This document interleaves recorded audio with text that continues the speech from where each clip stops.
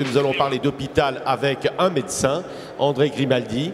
Vous êtes médecin à la PHP ici et vous êtes très investi, je le disais, dans les débats sur l'avenir et l'organisation de notre système de santé. Et puis Gérard Vincent, le président de la Fédération Ne bougez pas hospitalière de France. On peut également considérer, mais on va dialoguer avec Gérard Vincent, que ce paiement à l'acte a créé un certain dynamisme, une certaine émulation, la tarification. La tarification est adaptée, comme le paiement à l'acte, pour des choses qui sont standardisées, programmées, la vaccination pour la ville, mais je pense qu'à l'hôpital, la prothèse de hanche simple, la cataracte ambulatoire, 80% de l'activité des cliniques. Le paiement à l'acte, qui est inadapté à la maladie chronique en médecine de ville, je le dis bien qu'hospitalier, et je pense que les médecins de ville ont tout à fait le droit de dire toutes les critiques qu'ils veulent sur l'hôpital, on nous l'a appliqué à l'hôpital par la tarification de l'activité. On nous a dit maintenant, pour qu'une consultation d'un diabétique soit rentable à l'hôpital, 16 minutes. Monsieur Grimaldi, vous voyez des malades le samedi, jusqu'à 3h de l'après-midi, mais vous n'êtes pas rentable du tout. Fermez votre consultation. Aujourd'hui, André Grimaldi a raison, la tarification à l'activité, elle n'est plus adaptée à un certain nombre de pathologies. Je suis tout à fait d'accord. Alors la solution, il faut faire évoluer le modèle. Alors il y a des réflexions, mais malheureusement qui traînent un peu. Il y a une commission de réforme de la tarification à la pathologie.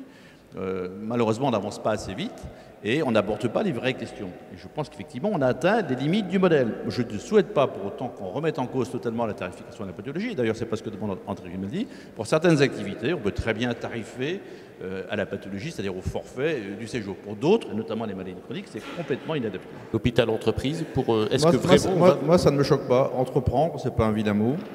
D'ailleurs, une partie d'entre vous allez travailler, d'autres sont installés en ville, d'autres travailleront à l'hôpital.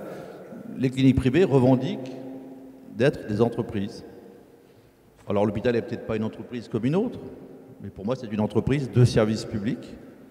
Et ça ne me choque pas de le dire. Le médecin devient un ingénieur qui respecte des procédures, qui applique des recommandations. Donc la médecine devient industrielle, donc l'hôpital devient une entreprise. Gérons l'hôpital comme une entreprise, c'est HPST. En face, on a quoi ? Moi j'ai entendu avec sympathie l'appel aux médecins, médecine humaniste de la CSMF. Mais on a le paiement à l'acte. Le paiement à l'acte ne tient pas pour la maladie chronique. Ne permet pas de suivre les patients atteints de maladies chroniques. Est-ce qu'il y a des craintes de baisse budgétaire à l'hôpital, donc à la fois de moins de moyens, et puis d'ailleurs Madame Touraine a rappelé le film Hippocrate, on voit bien que ce n'est pas le luxe. Hein.